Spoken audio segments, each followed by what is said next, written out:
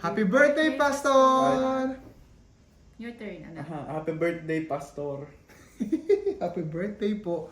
Pastor, maligayang kaarawan mula po dito sa amin sa Sweden. Kami po ay punong-puno ng kasiyahan at pagpapasalamat dahil ipagdiriwang niyo po yung iyong ika-16 taon at 16 kaarawan. Gusto ko lang pong sabihin sa inyo na kami po ay nagpapasalamat sa taon ng inyong dedikasyon at pagmamahal. Ikaw po ang nagbigay ligaya at nagbigay inspirasyon sa amin upang sa ganun ay patuloy kayong maglingkod sa ubasan ng Panginoon. Ikaw po ay hindi lang isang pastor, kundi isang tunay na leader sa aming mga buhay. Kami po ay himala ng iyong pagpupunyagi sa ubasan ng Diyos.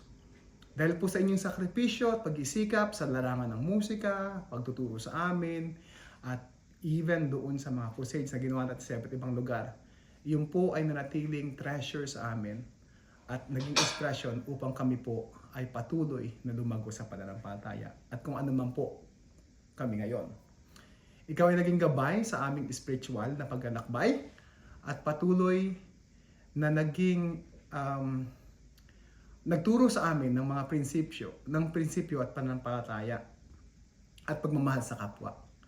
Sa bawat pagkakataon na tayo po ay nagkakasama-sama, nagdadala ka ng ngiti sa amin, ng mga payo, at ikaw ay handang makinig sa lahat ng mga hinaing namin, ng mga pagsubok namin, at gayon din pa, Pastor, yung mga kasiyahan namin sa buhay. Tunay nga pong ikaw ay nagdala ng kahulugan sa aming buhay. Sa kabila ng lahat, Pastor, nanatili kang leader na magpapakumbaba. Very humble si Pastor at very teachable din. At nais kong sabihin sa iyo ang mga talata ng Biblia sa Efeso chapter 3 verse 20 na nagsasabi na ngunit ang Diyos na makapangyarihan sa lahat ay makakagawa ng higit pa sa lahat ng inyong hinihingi o iniisip alinsunod sa kapangyarihang kumikilos sa atin. Nawa ay patuloy kang pagpalain ng Diyos sa kasaganaan, sa kalusugan, sa pagmamahal, sa pamilya, at especially sa ating mga sa inyong ministry dyan, sa Alas Asin at sa inyong buhay. Muli, maligayang pagbati sa iyo, Pastor, at asahan mo na patuloy ka namin pagdarasal, patuloy ka namin suportahan, at patuloy ka naming aalalahanin at bibigyan ng malaking importansya.